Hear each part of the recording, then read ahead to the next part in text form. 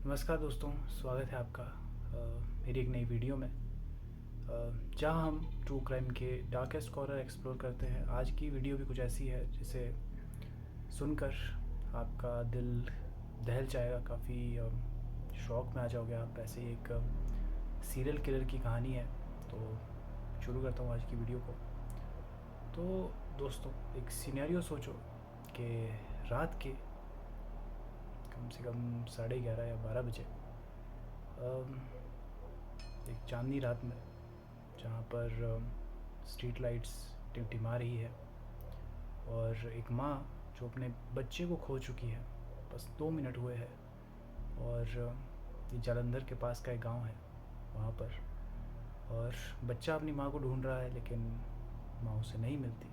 और इसी बीच इस सन्नाटे में एक साइकिल की घंटी की आवाज़ आती है, और वो जो बच्चा था, उसको जो साइकिल पे बैठा व्यक्ति था, वो उसको टॉफ़ी देता है, बैग से निकालता है और टॉफ़ी देता है।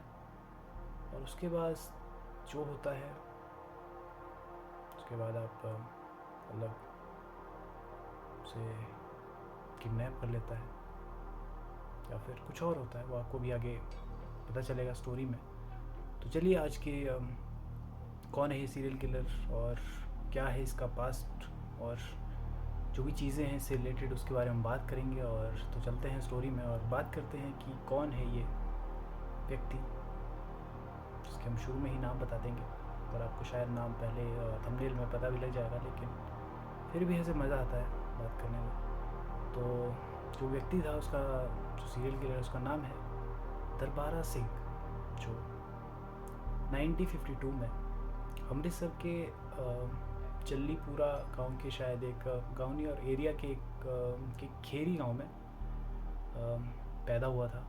और ये काफ़ी टाइम तक 1975 तक जो इंडियन आर्मी फोर्स होती है उसमें ये था। लेकिन 1975 में इसने एक अपने सीनियर जो ऑफिसर था, उसके घर में ग्रेनेड फेंक दिया था। ग्रेनेड पता होगा वो क्या होता है, तो वो फेंक दिया था इसने। और उसके बाद वो सब नहीं था वहाँ पर ऑफिसर, लेकिन उसके जो बेटा था और उसकी बीवी थी, वो काफ़ी ज़्यादा जख्मी हो गए थे, एकदम सीवियर, काफ़ी ऐसी हालत में चले गए थे, लेकिन बच गए थे। तो उसी के बाद से उसको इंडियन आर्मी फोर्स से निकाल दिया गया था। और काफ़ी समय तक दर बदर वो जॉब ढूंढता रहा, लेकिन उसे नहीं मिली।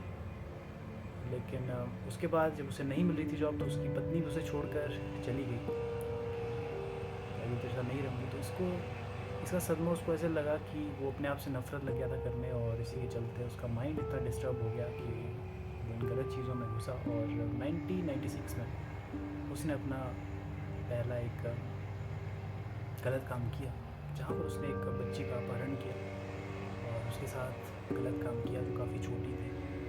और उसके बाद वो पकड़ा गया और उसे 30 साल की पहले सज़ा सुनाई गई थी, लेकिन फिर भी 1996 के बाद उसे मतलब जेल में डाल दिया गया। लेकिन 2004 में वो बाहर निकल गया। और उसके बाद पता नहीं उसको क्या हुआ कि वो बहुत ही ज़्यादा, मतलब माइंड उसका हद से ज़्यादा डिस्टर्ब हो गया। और उसके बाद से उसकी रियल स्टोरी, जो उसने चीज़ें की, वो अब आपके सामने मैं लाता हूँ, जो हमारा अगला सेगमेंट होगा उसमें।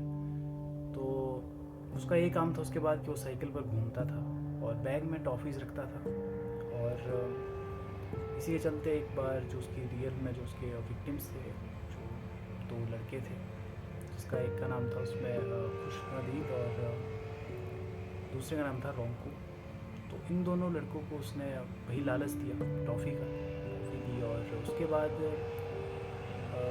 शायद से इसने कुछ और लालच दिया था, जिसके वजह इसने बोला कि मैं कहीं तो ले गया ऐसी जगह पर। और वहाँ पे इसने दोनों बच्चों का जो है, नदी के किनारे शायद ले गया था एक जगह पर, और वहाँ पे इसने दोनों बच्चों को गला दबाकर मार दिया, जो इसके रियल केसेस है। और तब से ये काफ़ी ज़्यादा डिस्टर्ब हो गया था उस समय। और उसके बाद ये जब भी अपने ये चीज़ें करता था, और इसकी जो रेंज होती थी इनके साथ ये चीज़ें करता था, इनकी एज होती थी 5 से और 10 साल के बीच में। इन बच्चों को ये था। और ऐसे में लड़कियां भी, जो छोटी बच्चियाँ होती थी और जो लड़के होते थे छोटे, उनको झांसे में लेता था। और एक बार ऐसे ही एक घूम रहा था और इसने जो दो लड़कियां थी जिनका नाम, एक का नाम उसमें शायद आशा था और दूसरी का नाम उसमें दिशा था। तो जो दिशा नहीं, शायद दीक्षा को इसने, और दोनों को इसने एक जो शटल कॉक होती है बैडमिंटन की, वो देने का इसने वादा किया। और पहले ये मतलब लालच भी दे रहा था, लेकिन उसमें नहीं आई झांसे में। तो ऐसे में आशा जो थी वो बचकर भाग गई थी, लेकिन जो दीक्षा थी उसे वो शायद फंस गई इसके जाल में। और उसके साथ इसने पहले बहुत ज़्यादा, क्या कहूँ, ऐसे बात करने में इस तरह से काफ़ी गलत लगता है, लेकिन क्या करें, अगर बतानी पड़ती है चीज़ें तो बोलना पड़ता है। तो इसने मतलब एक जगह ले गया उसको, और वहाँ पर पहले इसका जो एक बच्ची थी उसका इसने गला दबाया, और उसके बाद वो मर गई।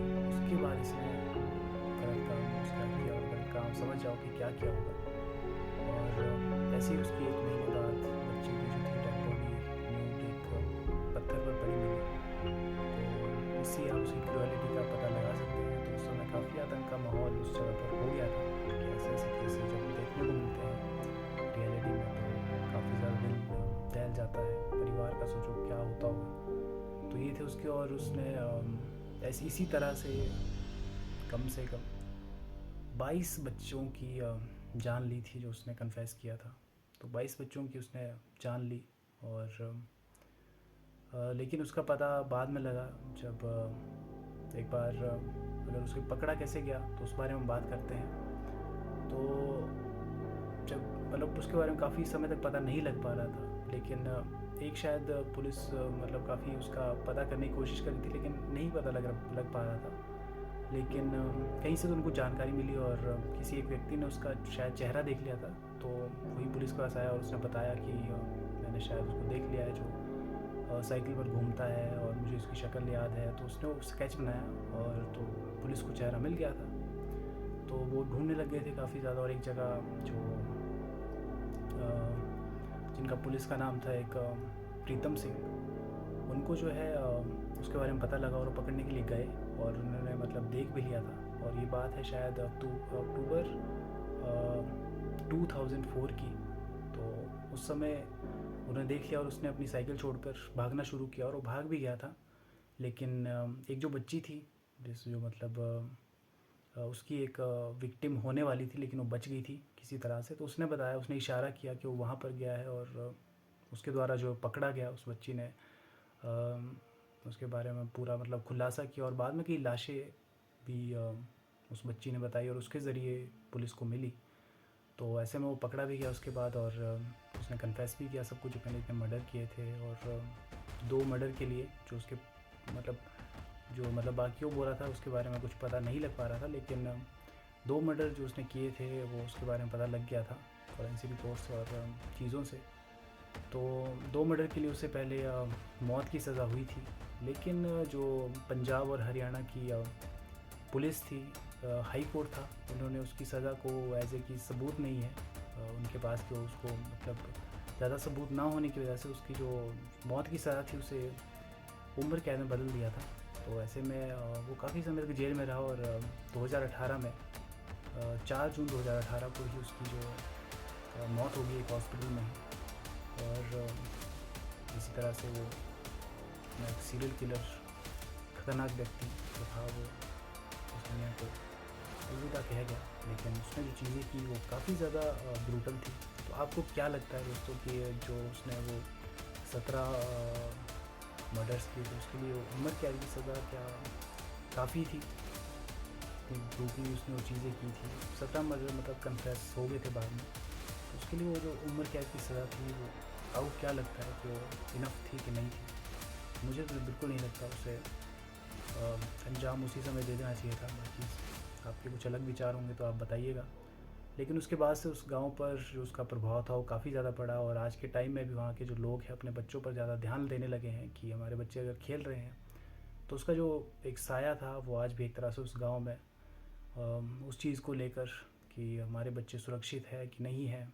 तो आज भी कहीं ना कहीं वो भले ही चला गया है, लेकिन उसकी जो छाया है या फिर उसका जो एक तरह से डर था, वो अभी भी उस गांव में और उस एरिया में आज भी है, और ना जाने कितने समय तक रहेगा। तो यही थी आज की वीडियो। उम्मीद करता हूँ कि आपको अच्छी लगी होगी। तो मिलता हूँ आपसे कल एक नई वीडियो में। तब तक के लिए बाय बाय दोस्तों।